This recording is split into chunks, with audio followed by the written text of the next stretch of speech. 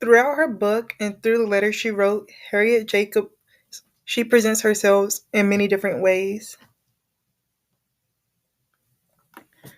In her book, she presents herself as a victim not only of her slave master, Mr. Flint, Dr. Flint, but also his friend, Mr. Sands.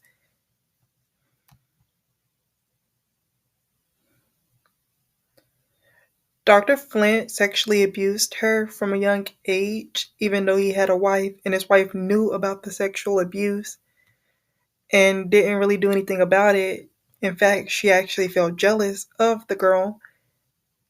And while she was recounting the story of her abuse to Dr. Flint's wife, this is what she had to say. She felt her marriage vows were desecrated, her dignity insulted, but she has no compassion for the poor victim of her husband's pure perfidy. She pitied herself.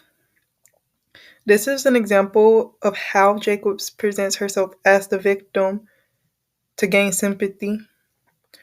She also quoted saying, Dr. Flint had sworn that he would make me suffer to the last day for this new crime against him, as he called it.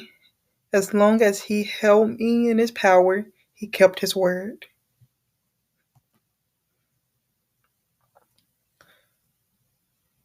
She also painted herself as a victim against Mr. Sands. Mr. Sands was the person who had essentially agreed that I would come and take he agreed that he would go and take care of not only her but also her children and then free them. And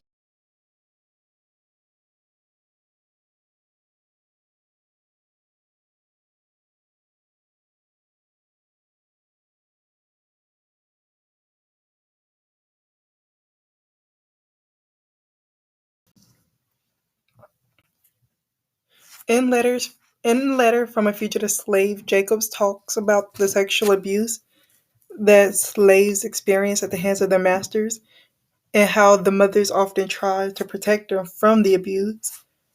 She tries hard not to portray herself as the victim, as it would defeat the purpose of this letter. And she states, "No, I will not tell you of my own suffering. No, it will harrow my soul and defeat the purpose."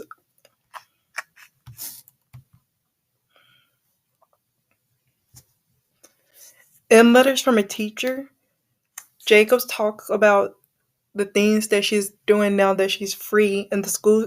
She talks about the schools that she has established and the refuge that she also established for the newly freed slaves. She also discussed how she is helping like the formerly enslaved children learn how to read and write, and she's teaching them basic skills so that they can go out on their own and be productive members of society. She also talks about how they're not just looking for a handout and they're willing to work for what they need. In this letter, she presents herself as a missionary with all the things that she's doing to help them.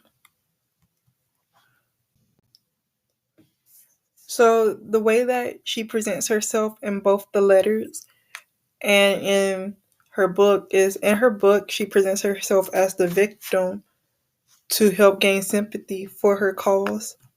But in her letters she does not present herself as the victim. In the first letter, she doesn't present herself as the victim because it would defeat the purpose of her letter, and she's trying to help bring awareness to the situation, not share her own sob story. And in the second letter, it's to show the good that is coming, and she no longer sees herself as the victim. Instead, she sees herself as someone that people who have gone through similar things as her can look up to and turn to. So she pretty much she presents herself as a beacon of hope within the second letter.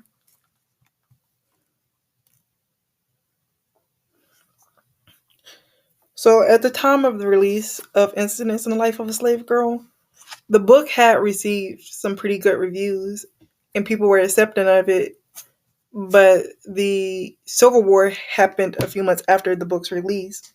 So it essentially got overshadowed by the book got overshadowed by the Civil War.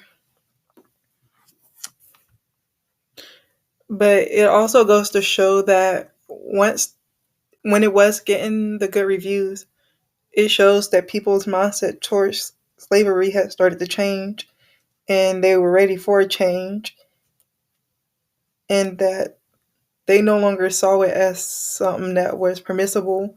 The book helped open their eyes to see, like, this is all the atrocities that are going on and this is what these people are experiencing. So maybe this is something that should present herself the way that she did in both her books and the letters. I think that it helped people be more receptive to what she had to say instead of just turning a blind eye to it or ignoring it. It helped people realize, like, these are people, this is what's really going on.